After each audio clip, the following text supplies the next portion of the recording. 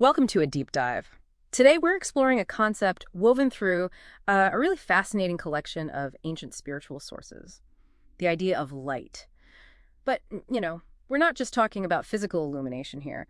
Our mission is to uncover its profound, sort of multi-layered meaning from its very dawn in creation right up to its ultimate spiritual implications, and explore what this might actually mean for you.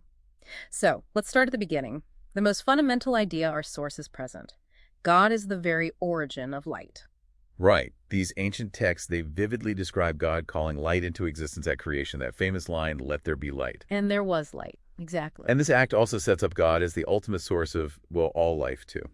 Okay, so light equals creation and life source. Well, yes, but there's a crucial insight here. This foundational light isn't just physical energy. Not really.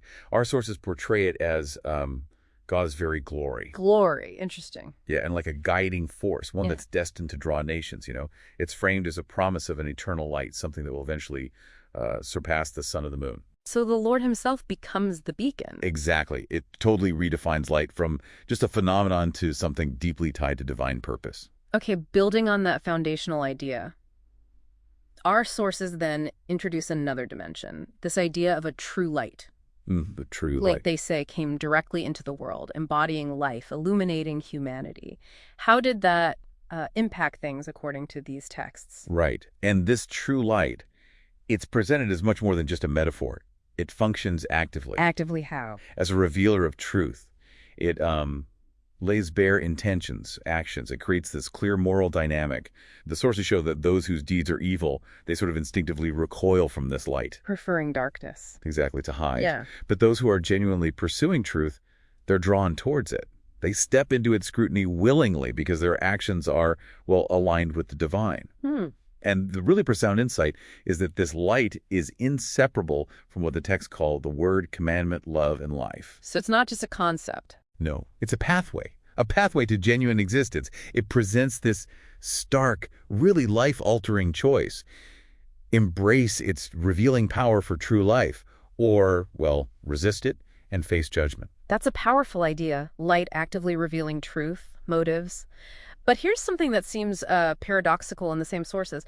If God is the ultimate source of all light, why do they suggest that seeing God directly would actually kill a creature? Why that incompatibility? It is a striking question, isn't it? The explanation given is rooted in God's nature. The sources suggest God exists beyond, the limits of time and space, sustaining everything all at once. And creatures are bound by time and space. Precisely. So they simply couldn't endure that kind of direct encounter. The sheer uncontained presence would be overwhelming. Fatal. So figures like Adam or Moses. Right. In these texts, they encountered God only through intermediaries, usually angels, that allowed them to survive the experience. Okay, so that raises a huge question then. How could humanity ever encounter God directly, truly meet God? And the answer the sources give is, well, that's profound. They say God emptied himself. Emptied himself. Meaning chose to set aside divine prerogatives, essentially, and take on the limitations of a creature, became one of us, in a way. Wow. This unique act, it allowed for direct, intimate interaction, hearing his voice, even touching him. So it transformed what was deadly into something approachable, communion. Yeah. It bridged what seemed like an unbridgeable gap.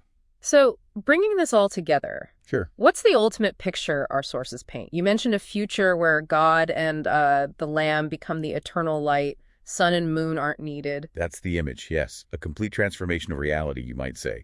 In that final state, physical light sources are just obsolete because the very presence of God and the Lamb provides all the illumination needed. And the implication for us, for humanity. Well, what's truly transformative, according to these texts, is that by receiving and reflecting this ultimate light, creatures themselves are profoundly changed. They become a truer reflection of God's image, essentially becoming small lights in the world. Embodying and extending that divine light. Exactly. Okay. So thinking about this whole deep dive into light, what really stands out to you? Maybe consider how this intricate understanding, divine presence, revelation, even this idea of self-sacrifice, how might that illuminate your own perspective on truth, perhaps, or purpose, or maybe even the very nature of existence itself, something to ponder?